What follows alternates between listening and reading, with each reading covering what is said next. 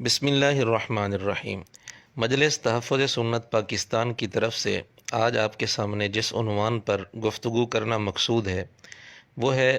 اشرف علی رسول اللہ والے واقعہ کی حقیقت۔ چونکہ مرزا جہلمی نے اس واقعہ کو بار بار اچھالا ہے اور لوگوں کے ذہن میں غلط فہمیاں پیدا کرنے کی کوشش کی ہے،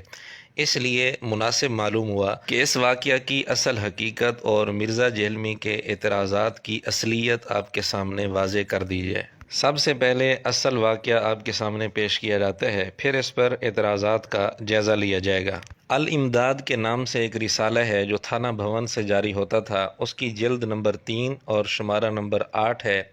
صفر 1336 ہجری میں وہ رسالہ جاری ہوا۔ اس رسالے کے صفحہ 35 پر حضرت تھانوی رحمۃ اللہ علیہ کے ایک معتقد نے خط میں ایک مضمون لکھتے ہوئے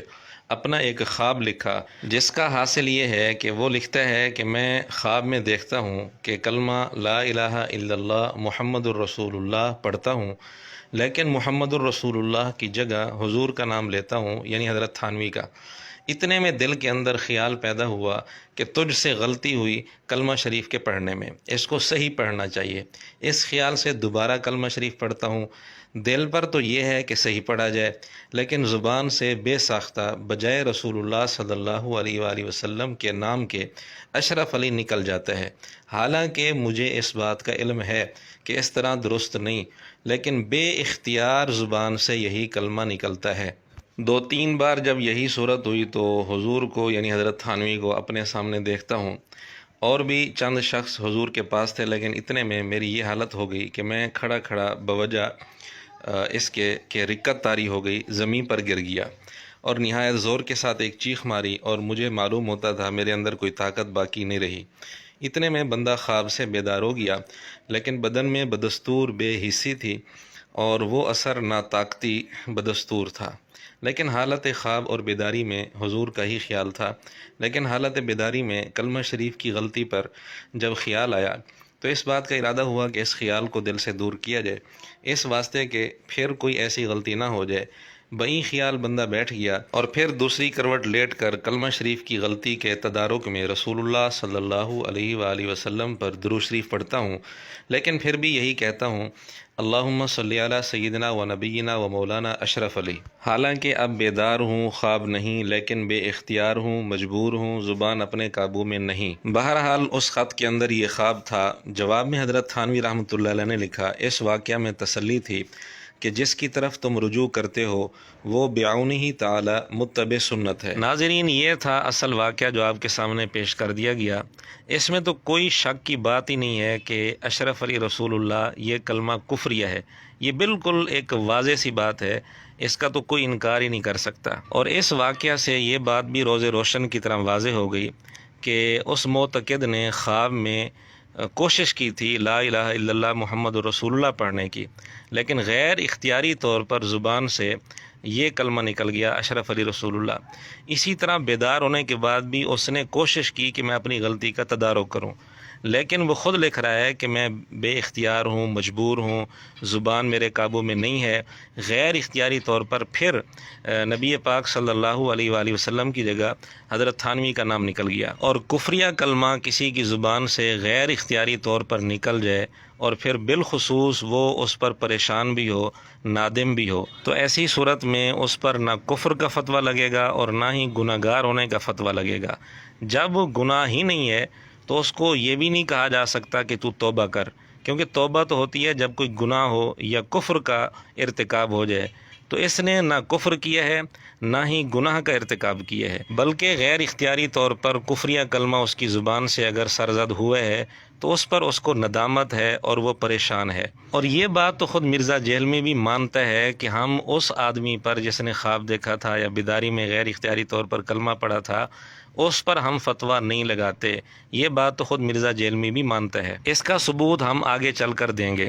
اور دوسری بات یہ ہے کہ خواب میں وہ آدمی کوشش کر رہا ہے صحیح پڑھنے کی، لیکن پھر اس کی زبان سے کلمہ غلط نکل جاتا ہے۔ یہ کوشش کرنا، حالانکہ خواب میں انسان کا اختیار ہی نہیں ہوتا، لیکن اس کے باوجود خواب کے اندر اس کا یوں کوشش کرنا یہ ایک اچھی علامت ہے، یہ اس کے نیک ہونے کی علامت ہے کہ وہ خواب میں بھی کوشش یہی کر رہا ہے کہ میں صحیح کلمہ پڑھوں۔ پھر جب وہ خواب سے بیدار ہوتا ہے تو اس کے ذہن میں یہ بھی آ سکتا تھا کہ کوئی مسئلہ نہیں، وہ مطمئن ہو جاتا، ابھی خواب تھا، غیر اختیاری تھا، میرے اختیار میں نہیں، بلکہ اب بھی وہ پریشان ہے اور اس کی یہ کوشش ہے کہ میں اس غلطی کا تدارک کروں۔ پھر وہ کوشش کرتا ہے لیکن غیر اختیاری طور پر پھر اس کی زبان سے غلط کلمہ نکل جاتا ہے، کفریہ کلمہ نکل جاتا ہے، تو یہ غیر اختیاری طور پر نکلتا ہے اور پھر اس پر وہ نادم بھی ہے، اس کو غلط بھی سمجھ رہا ہے، اس کو کفریہ بھی سمجھ رہا ہے، اس پر شرمندہ بھی ہے، تو ایسی صورت میں اس پر کوئی فتویٰ نہیں لگ سکتا، اور یہ بات مرزا جہلمی خود تسلیم کرتا ہے۔ تو یہ تو بات تھی خواب دیکھنے والے کے متعلق۔ اب بات رہ گئی حضرت تھانوی رحمۃ اللہ علیہ کے جواب کی۔ انہوں نے جواب میں لکھا کہ اس واقعے میں تسلی ہے کہ جس کی طرف تم رجوع کر رہے ہو وہ متبع سنت ہے، یعنی جواب کا حاصل یہ ہے کہ انہوں نے خواب دیکھنے والے کو تسلی دی ہے۔ اس پر مرزا جہلمی کو اعتراض ہے کہ حضرت تھانوی کو چاہیے تھا کہ وہ تسلی دینے کی بجائے اس کو ڈانٹتے اور اسے کہتے کہ تو توبہ کر، تجھ پر شیطان مسلط ہو گیا۔ یہ ہے مرزا جہلمی کا اعتراض۔ اس کے علاوہ اور بھی کئی سارے اس نے اعتراضات اور الزامات لگائے ہیں، اس لیے ہم صحیح احادیث سے اور خود مرزے کے گھر سے یہ بات ثابت کریں گے کہ ایسے موقع پر جب انسان سے کفریہ کلمہ غیر اختیاری طور پر صادر ہو تو وہ پریشان ہو کر آئے کسی کے پاس، تو اگلے آدمی کو تسلی دینی چاہیے یا ڈانٹنا چاہیے؟ شریعت کی تعلیم یہ ہے کہ تسلی دینی چاہیے۔ اس پر ہم احادیث سے بھی دلائل پیش کریں گے اور مرزے کے گھر سے بھی ثبوت پیش کریں گے۔ بسم اللہ الرحمن الرحیم۔ مجلس تحفظ سنت پاکستان کی طرف سے جس عنوان پر آپ کے سامنے گفتگو جاری تھی وہ ہے اشرف علی رسول اللہ والے واقعہ کی حقیقت۔ اس سلسلے کی دوسری قسط آپ کے سامنے پیش کی جا رہی ہے۔ اگر پہلا حصہ آپ نے نہیں سنا تو وہ دوبارہ سن لیں۔ پہلے حصے کا حاصل یہ تھا کہ حضرت تھانوی رحمۃ اللہ علیہ کے ایک چاہنے والے کو خواب میں غیر اختیاری طور پر باوجود کوشش کے کہ صحیح کلمہ پڑھے، لیکن غیر اختیاری طور پر وہ اس کی زبان سے کلمہ نکلا اشرف علی رسول اللہ۔ یہ کفریہ کلمہ ہے، اس میں کوئی شک نہیں، اور پھر بیدار ہونے کے بعد بھی اس نے صحیح پڑھنے کی کوشش کی، لیکن غیر اختیاری طور پر پھر بجائے رسول اللہ صلی اللہ علیہ وسلم کے حضرت تھانوی رحمۃ اللہ علیہ کا نام اس کی زبان پہ آیا، اور حضرت تھانوی رحمۃ اللہ علیہ نے جواب میں لکھا اس واقعہ میں تسلی تھی کہ جس کی طرف تم رجوع کرتے ہو وہ بعونہ تعالی متبع سنت ہے۔ یہ واقعہ رسالہ الامداد ماہ صفر 1336 ہجری میں موجود ہے۔ جب یہ رسالہ شائع ہوا تو بعض لوگوں نے اس پر اشکال کیا، تو 3 مہینے کے بعد جمادی الاخری والے شمارے میں اسی رسالے کے اندر حضرت نے اس کی مزید وضاحت فرمائی۔ اس وقت بھی بعض مخالفین کی طرف سے چند اعتراضات ہوئے تھے۔ ایک اعتراض یہ بھی تھا کہ جی اس جواب کے اندر نبوت کا دعویٰ کرنا مقصود ہے، حالانکہ اس جواب میں دور دور تک دعوے نبوت کا کوئی نام و نشان نہیں۔ بہرحال اس کی وضاحت کرتے ہوئے جمادی الاخری والے شمارے میں حضرت لکھتے ہیں کہ جواب میں اول سے آخر تک ایک لفظ بھی اس دعوے پر دلالت نہیں کرتا، بلکہ جواب میں لفظ متبع سنت خود اعتراف ہے کہ مجیب کو یعنی حضرت تھانوی کو حضور اقدس صلی اللہ علیہ وسلم کے ساتھ غلامی کی نسبت ہے۔ پھر حضرت نے اس کی مزید وضاحت کی کہ غور کرنا چاہیے، اگر یہی واقعہ اس زمانے کے مشہور مدعی نبوت کے سامنے پیش ہوتا تو کیا وہ اس کا یہی جواب دیتا جو آخر نے دیا ہے؟ ہرگز نہیں، بلکہ وہ تو یوں کہتا کہ تمہارا مجھ کو رسول نہ سمجھنا اور اس بنا پر ان الفاظ کو غلط جان کر اس کا تدارک کرنا یہ تمہاری غلطی ہے، اور وہ یہ کہتا کہ میں حقیقت میں رسول ہوں، اور یہ کہتا کہ اس سے بڑھ کر میری رسالت کی کیا دلیل ہو سکتی ہے کہ تم باوجود ہے کہ میری رسالت کا اقرار نہیں کرنا چاہتے مگر اللہ تم سے جبراً اس کا اقرار کراتا ہے۔ یعنی حضرت تھانوی رحمۃ اللہ علیہ فرمانا چاہتے ہیں کہ اگر نعوذ باللہ نعوذ باللہ نعوذ باللہ اگر بالفرض میرے دل میں اس قسم کا کوئی خیال ہوتا تو میں تو اس واقعہ کو اپنے حق میں دلیل بناتا۔ بہرحال حضرت نے وضاحت کر دی کہ نعوذ باللہ نہ میرے دل میں کوئی اس قسم کا خیال تھا اور نہ ہی اس جواب سے نعوذ باللہ نبوت کے دعوے کا کوئی دور دور تک نام و نشان ملتا ہے۔ اس وضاحت کے باوجود مرزا جہلمی نے انتہائی گھٹیا الزام لگاتے ہوئے کئی ساری باتیں کی ہیں۔ ایک بات یہ کی ہے کہ جی وہ اشرف علی رسول اللہ کلمہ پڑھواتے رہے ہیں، اور دیوبندیوں کے بارے میں کہا کہ یہ اشرف علی رسول اللہ کلمہ پڑھتے ہیں، نعوذ باللہ نعوذ باللہ۔ وہ بابے ہوں گے صحابہ کرام، اہل البیت، امام بخاری، امام مسلم، وہ امام جنہوں نے یعنی کہ اپنے ناموں کے کلمے نہیں پڑھائے، اے کو سننا سی نا ہوں ٹھنڈ پی جائے، یعنی کہ چشتی رسول اللہ، اشرف رسول اللہ اے والے نہیں ہون گے۔ البتہ جن لوگوں نے کلمے میں تعریف کی ہے وہ ہم بتا دیتے ہیں، وہ آپ کے جو ہے نا وہ چچا زاد ہیں بریلوی اور دیوبندی، کسی نے اشرف علی رسول اللہ پڑھوایا، کسی نے چشتی رسول اللہ۔ اس پر ہم اتنا ہی کہہ سکتے ہیں لعنت اللہ علی الکاذبین، جھوٹوں پر اللہ کی لعنت ہو۔ ناظرین آپ خود انصاف سے بتائیں، کیا اس واقعہ سے یہ نتیجہ نکلتا ہے کہ حضرت تھانوی رحمۃ اللہ علیہ نے کہا تھا کہ میرے نام کا کلمہ پڑھا کرو، یا اپنے نام کا کلمہ پڑھوایا؟ اتنا بڑا الزام لگاتے ہوئے اس کو کچھ شرم و حیا نہیں ہے۔ اور فنا فی شیخ نال ہی بندہ برباد ہو جاتا ہے، فنا ہی ہو جاتا ہے۔ اسی لیے بھی پڑھتے ہیں نا چشتی رسول اللہ اور اشرف علی رسول اللہ۔ لا حول ولا قوت الا باللہ، کتنا بڑا جھوٹ ہے اور الزام ہے۔ آج تک آپ نے کسی سے سنا کہ وہ یوں کلمہ پڑھتا ہو اشرف علی رسول اللہ؟ نعوذ باللہ۔ ایک طرف تو مرزا یہ کہتا ہے کہ یہ مخالف کے بارے میں رائے قائم کرنے سے پہلے اس کی پوری گفتگو سن لینی چاہیے اور کسی کی بات کو غلط رنگ نہیں دینا چاہیے، اور کہتا ہے کہ جی یہ ہماری تربیت ہے، ہمارے مزاج میں ہے، ہم کسی کی بات کو غلط رنگ نہیں دیتے۔ تو بجائے یہ کہ انسان فائنل رائے قائم کرے کسی کے بارے میں، اس کی پوری گفتگو سن لے۔ یہی وجہ ہے، ہماری یہ تربیت کا اثر ہے کہ اللہ کے فضل سے اس وقت آلموسٹ 8,000 سے زیادہ تو صرف ہمارے اسٹوڈنٹس کے یوٹیوب چینلز ہیں، اور آلموسٹ 1,00,000 کے قریب ویڈیوز وہ ہیں جن کے ساتھ ہیش ٹیگ لگے ہوئے ہیں۔ ہیش ٹیگ کے بغیر بھی بے شمار ویڈیوز ہیں، لیکن آپ ہمارے کسی اسٹوڈنٹ کی بھی کوئی ایک ویڈیو بھی ایسے ہی نہیں دکھا سکتے کہ جس میں کسی مخالف عالم کی کوئی چھوٹی سی کلپنی سی کاٹ کے اور اسے کوئی غلط رنگ دینے کی کوشش کی گئی ہو،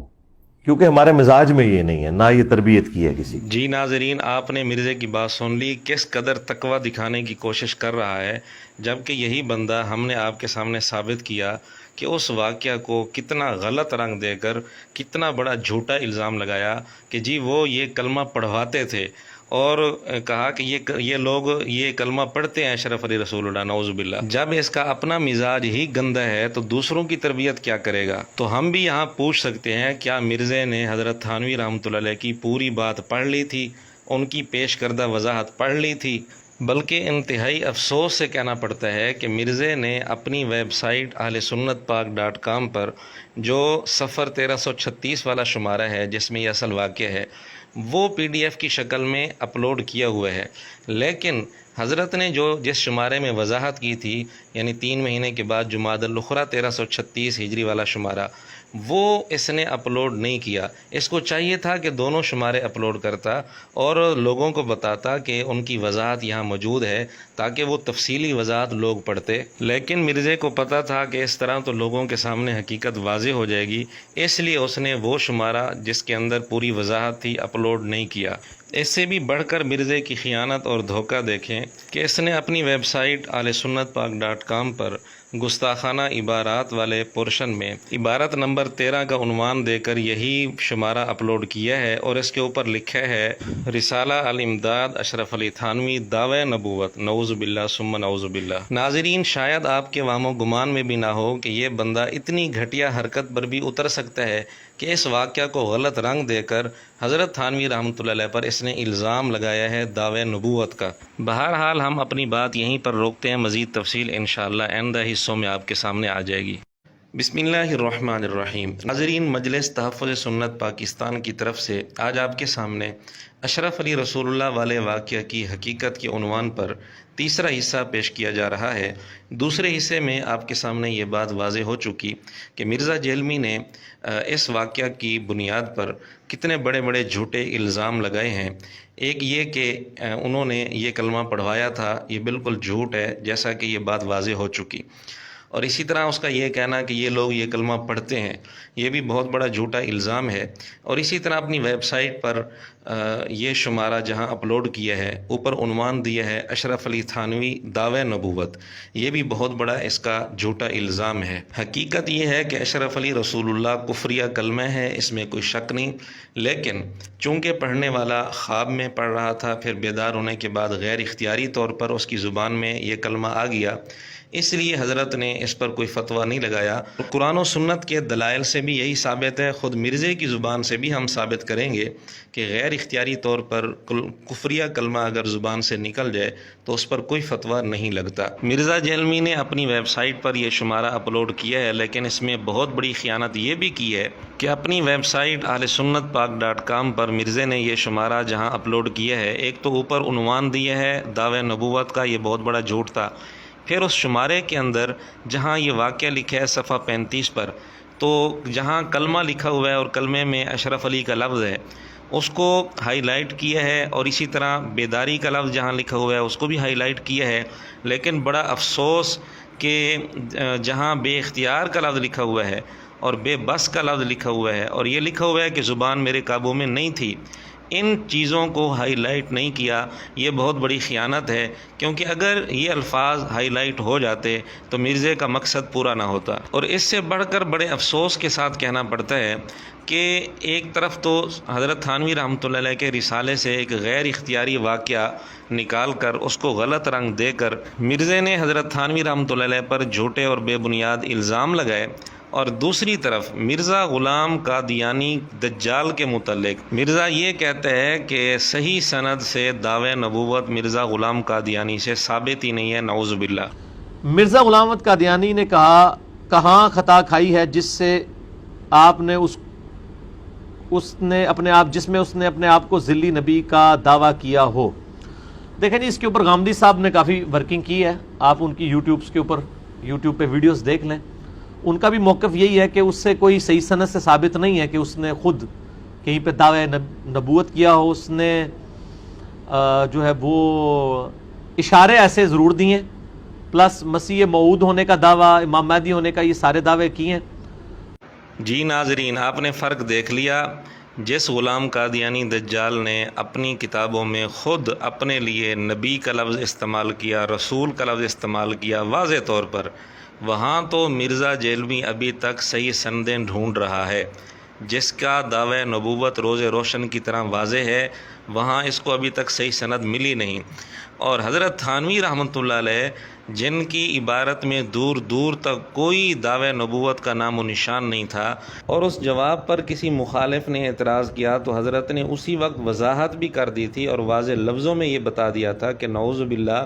میرے وہم و گمان میں بھی نہیں، نہ ہی جواب سے اس قسم کی بات معلوم ہوتی ہے، بلکہ میں نے تو متبع سنت کا لفظ لکھا ہے۔ اس وضاحت کے باوجود مرزا ابھی تک اڑا ہوا ہے کہ نعوذ باللہ انہوں نے دعوی نبوت کیا تھا، نعوذ باللہ انہوں نے کلمہ پڑھوایا تھا، اور مرزا غلام قادیانی دجال کے متعلق کہتا ہے کہ جی ابھی تک صحیح سند سے یہ بات ثابت نہیں ہوئی کہ اس نے دعوی نبوت کیا ہو، نعوذ باللہ۔ تو اس سے بڑھ کر منافقت اور کیا ہو سکتی ہے؟ اب ہم مرزا جہلمی اور اس کے شاگردوں سے ایک بڑا اہم سوال کرنے لگے ہیں کہ مرزا جہلمی کے بقول انہوں نے کلمہ پڑھوایا اور دعوی نبوت کیا، نعوذ باللہ۔ اگر مرزا جہلمی واقعی یہ سمجھتا ہے کہ انہوں نے دعوی نبوت کیا اور کلمہ پڑھوایا، پھر مرزا جہلمی ان کو مسلمان کیوں مانتا ہے؟ ان کو کافر کیوں نہیں کہتا؟ ان کی تکفیر کیوں نہیں کرتا؟ بلکہ مرزا کہتا ہے کہ میں ان کو مسلمان بھی مانتا ہوں، دجال نہیں کہتا، اور احترام بھی ان کا کرتا ہوں۔ آپ یہ جو لوگوں کو ابھار رہے ہیں نا کہ جی یہ ہمارے بزرگوں کے پر الزام لگاتا ہے، میں آپ کو پرسنلی بتاؤں، میں اشرف علی تھانوی صاحب کا باقی علماء دیوبند کی نسبت بہت احترام کرتا ہوں۔ سوال یہ ہے کہ جب انہوں نے نبوت کا دعویٰ کیا تیرے بقول، جب انہوں نے کلمہ پڑھوایا، تو احترام کرنے کا کیا مطلب؟ میں نے کسی ویڈیو میں اشرف علی دجال یا چشتی دجال کا لفظ یوز ہی نہیں کیا۔ یہ دجال کا لفظ میں نے غلام قادیانی کے لیے یوز کیا۔ مرزے سے ہم پوچھنے کا حق رکھتے ہیں، جب تیرے بقول انہوں نے نبوت کا دعویٰ کیا، اپنے نام کا کلمہ پڑھوایا، تو ان کو دجال کیوں نہیں کہہ رہا؟ میں نے آپ کو ریبٹل کر دیا کہ یہ جو اعتراض ہے، تو یہ میں صرف مولانا اسحاق نہیں، جن کو میں گمراہ سمجھتا ہوں انہیں بھی رسپیکٹ دیتا ہوں۔ میں نے کہا مولانا اشرف علی تھانوی صاحب جی مولانا بھی کہا اور صاحب بھی کہا، اس سے بڑی کوئی ڈگری نہیں، میں رسپیکٹ ان کو دے رہا ہوں۔ ایک طرف یہ پروپیگنڈا کرنا کہ انہوں نے نبوت کا دعویٰ کیا، انہوں نے اپنے نام کا کلمہ پڑھوایا، دوسری طرف یہ کہنا کہ جی میں ان کا احترام کرتا ہوں، ان کو کافر نہیں کہتا، ان کا نام احترام سے لیتا ہوں، ان کو مولانا کہتا ہوں، ان کو دجال نہیں کہتا۔ مرزا کی یہ باتیں خود بتا رہی ہیں کہ مرزا بھی سمجھتا ہے کہ میں نے ان پر یہ جھوٹے الزام لگائے ہوئے ہیں، ورنہ اگر مرزا سمجھتا ہے کہ یہ الزام سچے ہیں پھر بھی مرزا ان کو کافر نہیں کہتا تو مرزا خود کافر ہے، کیونکہ جب ایک آدمی کے متعلق انسان سمجھتا ہو کہ اس نے نبوت کا دعویٰ کیا ہے، کلمہ پڑھوایا اپنے نام کا، پھر بھی اس کو کافر نہ سمجھے، وہ تو خود کافر ہے۔ اگر میں کسی کے بارے میں سمجھوں کہ اس نے نبوت کا دعویٰ کیا ہے، اپنے نام کا کلمہ پڑھایا ہے، پھر میں اس کو کافر نہ کہوں تو میں تو خود کافر ہو جاؤں گا کہ مدعی نبوت کو اگر کوئی آدمی کافر نہیں سمجھتا وہ خود کافر ہے۔ تو اس لیے مرزا یا تو یہ مانے کہ میں نے الزام جھوٹے لگائے ہیں یا پھر اس کو اپنا کفر تسلیم کرنا پڑے گا۔ بسم اللہ الرحمن الرحیم۔ ناظرین، مجلس تحفظ سنت پاکستان کی طرف سے آپ کے سامنے اشرف علی رسول اللہ والے واقعہ کی حقیقت پر گفتگو جاری ہے، جس کا چوتھا حصہ پیش خدمت ہے۔ اس میں کوئی شک نہیں کہ اشرف علی رسول اللہ کفریہ کلمہ ہے، لیکن کفریہ کلمہ اگر غیر اختیاری طور پر زبان سے نکل جائے تو قرآن و سنت میں اس کا کیا حکم ہے، آج آپ کے سامنے یہی بات واضح کرنا مقصود ہے۔ قرآن و سنت سے معلوم یہ ہوتا ہے کہ اگر کفریہ کلمہ کسی کے خیال میں وہم دل دماغ میں آ جائے غیر اختیاری طور پر، اسی طرح زبان سے غیر اختیاری طور پر نکل جائے یا خواب میں غیر اختیاری طور پر وہ کفریہ کلمہ زبان سے نکل جائے، تو ان ساری صورتوں میں اس پر نہ کفر کا فتویٰ لگتا ہے نہ ہی گناہگار ہونے کا فتویٰ لگتا ہے، بالخصوص جب وہ اس پر نادم، پشیمان اور افسردہ بھی ہو۔ صحیح مسلم حدیث نمبر 329 اور 330، ان دونوں حدیثوں میں یہ مضمون موجود ہے کہ سورہ بقرہ کے آخری رکوع کی پہلی آیت جب نازل ہوئی اس میں الفاظ ہیں وَإِن تُبْدُوا مَا فِي أَنفُسِكُمْ أَوْ تُخْفُوهُ يُحَاسِبْكُمْ بِهِ اللَّهُ، کہ جو کچھ تمہارے نفسوں میں ہے تم ظاہر کرو یا چھپاؤ، اللہ ان کا محاسبہ کرے گا۔ اب اس سے صحابہ رضی اللہ تعالیٰ عنہ بڑے پریشان ہوئے کہ دلوں میں، نفسوں میں تو غیر اختیاری طور پر بھی ایسے خیالات آ جاتے ہیں، اگر ان پر بھی محاسبہ ہو تو یہ تو ہمارے لیے بڑی پریشانی کی بات ہے۔ اس پر اللہ رب العزت نے تسلی دی اور اگلی آیت نازل فرمائی جس میں ہے لا یکلف اللہ نفسا الا وسعها، یعنی اللہ کسی کو بھی اس کی طاقت سے زیادہ مکلف نہیں بناتا، تو چونکہ غیر اختیاری طور پر دل کے اندر جو خیال آ جائے وہ انسان کے بس میں نہیں ہے، اس لیے ان پر اللہ رب العزت مواخذہ نہیں کریں گے، گرفت نہیں فرمائیں گے۔ اسی طرح صحیح مسلم حدیث نمبر 340 میں ہے کہ کچھ صحابہ رضی اللہ تعالیٰ عنہم نے ایک دفعہ حضور علیہ الصلوۃ والسلام کی خدمت میں حاضر ہو کر عرض کیا، ہم اپنے دلوں میں کچھ خیالات ایسے پاتے ہیں کہ ہم میں سے کوئی ان کو بیان نہیں کر سکتا، یعنی زبان پر نہیں لا سکتا۔ حضور علیہ الصلوۃ والسلام نے پوچھا کیا واقعی تم اس طرح پاتے ہو، یہ کیفیت ہوتی ہے؟ تو صحابہ رضی اللہ تعالیٰ عنہ نے عرض کیا جی ہاں۔ آپ نے فرمایا یہ تو واضح ایمان ہے، اور یہ حدیث خود مرزا نے بھی بیان کی ہوئی ہے۔ باقی جو تھوڑے بہت وسوسے ہیں ان کو اللہ نے درگزر فرمایا۔ مسلم شریف میں حدیث ہے، ایک صحابی نے کہا یا رسول اللہ بعض اوقات ایسے خیال دماغ میں آتے ہیں، دماغ تو سوچتا ہے کہ دل کرتا ہے کہ جل کے کوئلہ ہو جاؤں لیکن زبان پہ نہ لاؤں، فرمایا عین ایمان ہے۔ اب آپ خود سوچیں وہ خیالات کتنے برے ہوں گے کہ صحابی کہہ رہے ہیں میں جل کر کوئلہ ہونا برداشت کر سکتا ہوں لیکن وہ خیالات زبان پر نہیں لا سکتا۔ تو حضور علیہ الصلوۃ والسلام نے فرمایا یہ عین ایمان ہے، یعنی آپ علیہ الصلوۃ والسلام نے تسلی دی۔ اس سے ایک تو یہ بات معلوم ہوئی کہ غیر اختیاری طور پر دل میں کفریہ خیالات آ جائیں تو اس پر کوئی فتویٰ نہیں لگتا۔ دوسری یہ بات معلوم ہوئی اگر کسی کے دل میں غیر اختیاری کفریہ خیالات آ جائیں اور وہ شرمندہ پریشان ہو کر کسی کے سامنے آئے اور اس سے پوچھے تو سنت طریقہ یہ ہے کہ اس کو تسلی دی جائے، ڈانٹا نہ جائے، کیونکہ اس موقع پر آپ علیہ الصلوۃ والسلام نے ڈانٹا نہیں بلکہ تسلی دی ہے۔ تو حضرت تھانوی رحمۃ اللہ علیہ نے بالکل سنت طریقے کے مطابق اس آدمی کو تسلی دی، کیونکہ اس کی زبان سے غیر اختیاری کفریہ کلمہ نکلا اور وہ اس پر پریشان اور شرمندہ تھا۔ تو اس موقع پر سنت طریقہ یہی ہے کہ تسلی دی جائے، اس لیے حضرت تھانوی رحمۃ اللہ علیہ نے اس کو تسلی دی، جواب میں لکھا کہ اس واقعہ میں تسلی ہے۔ تو اس کو تسلی دینا یہ قرآن و سنت کی منافی نہیں بلکہ قرآن و سنت کے عین مطابق ہے۔ ہاں اگر کسی کی زبان سے غیر اختیاری کفریہ کلمہ نکلے یا دل میں غیر اختیاری کفریہ کلمہ آئے اور وہ اس پر خوش ہو، اس حالت پر، اس کیفیت پر، پھر تو اس کو ڈانٹنا چاہیے اور اس کو تنبیہ کرنی چاہیے، لیکن جو خود ہی پریشان ہو اس کو بجائے ڈانٹنے کے سنت طریقہ یہ ہے کہ تسلی دی جائے، اس لیے حضرت تھانوی رحمۃ اللہ علیہ نے بھی اس کو تسلی دی۔ اسی بات کو سمجھانے کے لیے دو حدیثیں آپ کے سامنے پیش کی جاتی ہیں۔ ایک حدیث میں ہے کہ آپ علیہ الصلوۃ والسلام نے غیر محرم عورت کو ہاتھ لگانے پر بڑی سخت وعید ارشاد فرمائی، وہ حدیث آپ مرزے کی زبان سے سن لیں۔ ایک اور حدیث ہے المعجم الکبیر طبرانی کے اندر، اور سلسلہ احادیث صحیحہ میں شیخ البانی نے نقل کی ہے کہ اللہ کے محبوب صلی اللہ علیہ وآلہ وسلم نے فرمایا، کوئی شخص کسی غیر محرم کو ہاتھ لگائے، صرف ہاتھ لگائے، اس سے بہتر ہے کہ اس کے سر میں لوہے کی کیل ٹھونک دی جائے۔ اس کا عذاب جو ہے وہ کم ہے کیل ٹھونکنے کا، لیکن اس کا جو عذاب ہے وہ اس سے بڑھ کر ہونے والا ہے۔ وَلِعَوْذُ بِاللَّهِ تَعَالَى۔ اب صحیح بخاری میں ایک حدیث ہے کہ ایک صحابی سے اس طرح کا فعل سرزد ہو گیا کہ اس نے غیر محرم عورت سے بوس و کنار کر لیا، لیکن اس پر فوراً پریشان ہوا، نادم ہوا اور آقا علیہ الصلوۃ والسلام کی خدمت میں ساری صورتحال جا کر عرض کی، تو اس پر اللہ رب العزت نے آیت نازل فرمائی جس میں اس کو تسلی دینا مقصود تھا کہ جب نیکیاں کرو گے، نماز پڑھو گے تو اللہ رب العزت یہ گناہ مٹا دے گا۔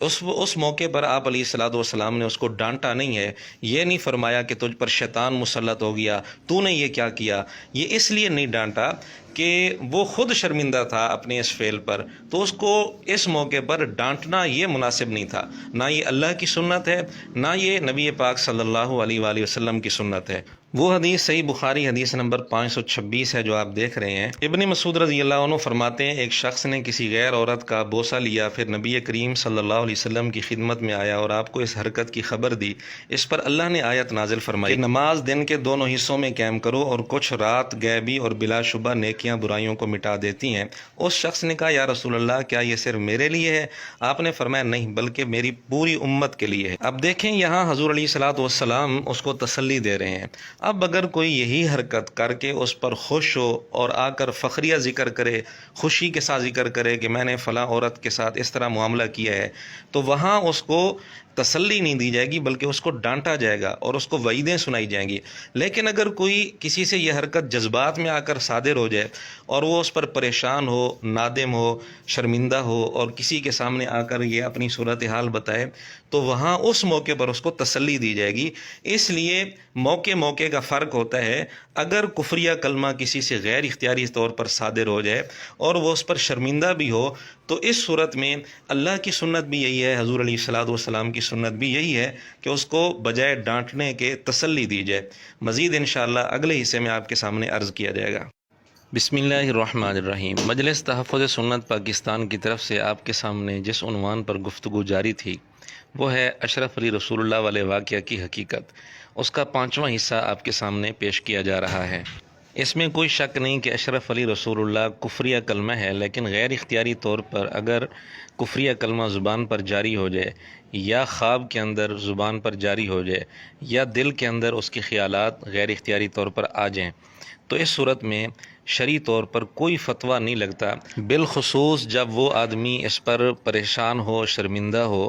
تو اس پر قرآن و سنت سے ہم دلائل پیش کر چکے ہیں کہ اس پر کوئی فتویٰ نہیں لگتا، نہ وہ کافر ہوگا نہ وہ گناہ گار ہوگا۔ صحیح مسلم میں حدیث نمبر ہے 6960، اس میں نبی پاک صلی اللہ علیہ وآلہ وسلم کا ارشاد ہے کہ جب بندہ اللہ سے توبہ کرتا ہے تو اللہ کو تمہارے اس آدمی سے بھی زیادہ خوشی ہوتی ہے جو بیابان زمین میں اپنی سواری پر ہو، وہ اس سے گم ہو جائے، اس کا کھانا پینا بھی اسی سواری پر ہو اور وہ اس سے نا امید ہو کر ایک درخت کے سائے میں آ کر لیٹ جائے۔ جس وقت وہ اپنی سواری سے نا امید ہو کر لیٹے، اچانک اس کی سواری اس کے پاس آ کر کھڑی ہو جائے اور اس کی لگام پکڑ لے، پھر زیادہ خوشی کی وجہ سے کہے، اے اللہ تو میرا بندہ اور میں تیرا رب ہوں، یعنی شدت خوشی کی وجہ سے الفاظ میں غلطی کر جائے۔ صحیح مسلم کی اس حدیث میں آقا علیہ الصلوۃ والسلام نے بندے کی توبہ پر جو اللہ تعالیٰ خوش ہوتے ہیں، اس کو سمجھانے کے لیے ایک مثال بیان کی کہ وہ آدمی جب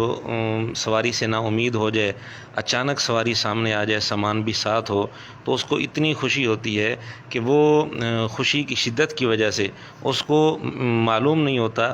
کہ میں اپنی زبان سے کیا الفاظ نکال رہا ہوں۔ وہ اپنی زبان سے الفاظ یہ نکالتے ہیں کہ اے اللہ تو میرا بندہ، میں تیرا رب ہوں۔ اب اس کی زبان سے دو کفریہ جملے نکلے ہیں۔ نمبر ایک، اللہ تعالیٰ کو یہ کہنا کہ تو میرا بندہ ہے۔ نمبر دو، اللہ تعالیٰ کو یہ کہنا کہ میں تیرا رب ہوں۔ لیکن چونکہ خوشی کی شدت کی وجہ سے اس نے اپنے اختیار سے نہیں کہے، غیر اختیاری طور پر اس سے سبقت لسانی ہو گئی اور زبان سے یہ دو کفریہ کلمے نکل گئے، تو اس پر نبی پاک صلی اللہ علیہ وآلہ وسلم نے بھی کوئی فتویٰ نہیں لگایا، بلکہ اس کا عذر بیان کرتے ہوئے آپ نے فرمایا کہ یہ خوشی کی شدت کی وجہ سے اس کی زبان سے یہ کلمے نکلے۔ اب اشرف علی رسول اللہ یہ بھی کفریہ کلمہ ہے، لیکن یہ جو دو کلمے ہیں کہ اللہ تعالیٰ کو کہنا تو میرا بندہ، میں تیرا رب ہوں، یہ اس سے بڑھ کر کفریہ جملے ہیں۔ جس طرح وہاں فتویٰ نہیں لگے گا کیونکہ وہ غیر اختیاری طور پر زبان سے نکلے تھے، یہاں بھی اس واقعہ کے اندر کئی جگہ لکھا ہوا ہے کہ غیر اختیاری طور پر نکلے، بے بس تھا، زبان قابو میں نہیں تھی، چونکہ غیر اختیاری طور پر یہ کفریہ کلمہ اس کی زبان سے نکلا تھا اشرف علی رسول اللہ والا، اس لیے اس پر کوئی فتویٰ نہیں لگے گا۔ لیکن مرزے نے اس کو غلط رنگ دے کر بڑھا چڑھا کر کہیں سے کہیں پہنچا دیا کہ جی انہوں نے اشرف علی رسول اللہ کلمہ پڑھوایا ہے، نعوذ باللہ۔ کبھی کہتا ہے کہ یہ لوگ اشرف علی رسول اللہ کلمہ پڑھتے ہیں، اور کبھی کہتے ہیں ان کے بزرگوں نے لا الہ الا اللہ اشرف علی رسول اللہ لکھا ہے۔ آپ ان کو لاز بتائیں کہ آپ کے بزرگوں نے جو لکھا ہے لا الہ الا اللہ اشرف علی تھانوی رسول اللہ، یہ غلط ہے۔ مرزے سے کوئی پوچھے ہمارے کس بزرگ نے لکھا ہے لا الہ الا اللہ اشرف علی تھانوی رسول اللہ، نعوذ باللہ، اتنا گھٹیا الزام لگاتے ہوئے اس کو کچھ شرم و حیا نہیں آتی۔ پورا واقعہ ہم آپ کے سامنے پیش کر چکے ہیں، اب اسے یہ کہاں بات نکلتی ہے کہ جی ہمارے بزرگوں نے لکھا ہے لا الہ الا اللہ اشرف علی رسول اللہ۔ اور اگر خالی اس بات کو دیکھنا ہے کہ جی الامداد رسالے میں لکھا ہوا تو ہے، آگے پیچھے کچھ نہیں دیکھنا، تو پھر کل کو کوئی یہ بھی کہہ سکتا ہے کہ صحیح مسلم میں یہ کفریہ کلمے لکھے ہوئے ہیں کہ یا اللہ تو میرا بندہ، میں تیرا رب ہوں، اور پھر ڈھنڈورا پیٹنا شروع کر دے کہ جی محدثین تو کفریہ کلمے لکھتے رہے ہیں اپنی کتابوں میں۔ تو مرزے کا پروپیگنڈا بھی اسی طرح کا ہے، اس نے واقعہ کو غلط رنگ دے کر اچھالنا شروع کر دیا ہے۔ خیر، جب مرزے کے پاس کوئی اور جواب نہیں بنتا تو کہتا ہے کہ جی حضرت تھانوی رحمۃ اللہ علیہ کو چاہیے تھا اسے کہتے کہ تو توبہ کر، تجھ پر شیطان مسلط ہو گیا ہے۔ ابھی تو اشرف علی رسول اللہ والا خواب تو اپنی جگہ، اور وہ صرف خواب نہیں ہے، اس کے بعد بیداری میں بھی اس نے پڑھا۔ لوگ کہتے ہیں جی وہ بے اختیار تھا، جی اس بیچارے کا کیا قصور۔ ہم کہتے ہیں ہم اس کو نہیں کہہ رہے، ہم تو بابے کو کہہ رہے ہیں کہ بابے کو جب پتا چلا کہ اس پہ شیطان چڑھ گیا تو اس کا کام یہ نہیں تھا اسے تسلی دیتا، بلکہ یہ کہتا کہ توبہ کر، تیرے تے شیطان چڑھے ہے۔ کہنا نہیں، تسلی تھی کہ تیرے پیر متبع سنت ہے، جو تو نے خواب میں بھی پڑھا اور بیداری میں بھی بے اختیار نکلا، یہ تو بے اختیار نہیں تھا۔ مرزے کا یہ اعتراض سراسر ضد کی بنیاد پر ہے، ورنہ ہم مرزے کی زبان سے یہ حدیث سنا چکے ہیں۔ صحابہ رضی اللہ تعالیٰ عنہم نے حضور علیہ الصلوۃ والسلام کی خدمت میں عرض کیا کہ ہمارے دل میں ایسے ایسے وسوسے اور خیالات آتے ہیں کہ ہم جل کر کوئلہ ہونا برداشت کر لیں لیکن وہ زبان پر نہ لائیں۔ اب وہ چونکہ غیر اختیاری طور پر خیالات آتے تھے اور وہ پریشان بھی تھے، تو آپ علیہ الصلوۃ والسلام نے یہ نہیں فرمایا کہ توبہ کرو تم پر شیطان مسلط ہو گیا، بلکہ ان کو تسلی دی۔ اسی طرح دوسرے دلائل بھی ہم پیش کر چکے ہیں کہ ایسے موقع پر اللہ کی سنت بھی یہی ہے، حضور علیہ الصلوۃ والسلام کی سنت بھی یہی ہے کہ ایسے آدمی کو تسلی دی جائے۔ لیکن مرزا اور اس کے شاگرد اس طرح کے دلائل کو ماننے کے لیے تیار نہیں ہوں گے، تو ہم مرزے کے گھر سے ہی مرزے کے اس اعتراض کا جواب دیتے ہیں۔ علی بھائی، بعض اوقات نماز میں میرے ذہن میں اکثر شرکیہ خیالات آتے ہیں، کوئی مسئلہ نہیں ہے، کوئی پریشانی والی بات نہیں، شیطانی وسوسے اور اس کا علاج میری ویڈیو دیکھیں۔ خیالات آنے کا حل یہ ہے کہ آپ نے اس کی طرف سوچنا ہی نہیں، آ بھی رہے آتے رہیں، کوئی نماز میں فرق نہیں پڑتا۔ صحیح مسلم میں حدیث ہے، ایک صحابی نے کہا یا رسول اللہ، بعض اوقات ہمارے دل میں ایسا خیال بھی آتا ہے کہ ہم جل کر کوئلہ ہو جانا پسند کریں، لیکن یہ پسند نہ کریں کہ اسے اپنی زبان پر لے آئیں۔ تو آپ نے فرمایا یہ عین ایمان ہے۔ جی ناظرین، آپ نے دیکھ لیا، مرزے کے شاگرد نے اسے سوال کیا، اکثر مجھے شرکیہ خیالات آتے ہیں۔ تو مرزے کو چاہیے تھا نا جواب دیتا، اوے تو توبہ کر، تجھ پر شیطان مسلط ہو گیا ہے، لیکن مرزے نے ایسی کوئی بات نہیں کی، بلکہ مرزے کے الفاظ کیا تھے، کوئی مسئلہ نہیں، کوئی پریشانی کی بات نہیں۔ یعنی حضرت تھانوی اگر تسلی دیں یہ غلط ہے، اور مرزا خود تسلی دے یہ ٹھیک ہے۔ بطور نمونہ کے ایک اور مثال ہم آپ کے سامنے پیش کرتے ہیں۔ مرزے نے ایک جملہ بولا ہے کہ یہ टेंशन अल्लाह का काम है कि वो किसको उठाता है। अब आप साइंटिफिक फील्ड में भी आ जाएं, आइंस्टाइन, न्यूटन, ये किसी यूनिवर्सिटी से फारिग शुदा तो नहीं थे। अल्लाह ताला मबूस करता है बंदों को, तो ये टेंशन अल्लाह का काम है कि वो किसको उठाता है। अब ये जुमला कुफ्रिया है क्योंकि अल्लाह टेंशन से पाक है, ये मिर्ज़ा जेलमी खुद तस्लीम करता है। तौहीद पे जो इतना ज्यादा जोर दिया जा रहा है, कोई ये ना समझे कि अल्लाह को टेंशन हो जाती है, नहीं, अल्लाह तो पाक है। जब अल्लाह टेंशन से पाक है तो ये कहना कि ये टेंशन अल्लाह का काम है कि वो किसको उठाता है, ये कुफ्रिया जुमला है। अब जैसे मिर्ज़ा औलिया के बारे में कहता है कि जी हम 1 टन हुस्न ज़न रख लेते हैं उनके बारे में, तो हम भी मिर्ज़े के बारे में 1 टन हुस्न ज़न रख लेते हैं कि ये जुमला मिर्ज़े की ज़ुबान से गैर इख्तियारी तौर पर निकला है। लेकिन आज तक मिर्ज़े ने ये कभी नहीं कहा कि जब मैंने ये जुमला बोला था तो मुझ पर शैतान मुसल्लत हो गया था, मैं तौबा करता हूँ, ये कुफ्रिया जुमला मेरे मुंह से निकल गया था। ऐसी कोई बात मिर्ज़े ने नहीं कही। तो इसका मतलब ये हुआ कि मिर्ज़े के लेने के बाट और होते हैं, देने के बाट और होते हैं।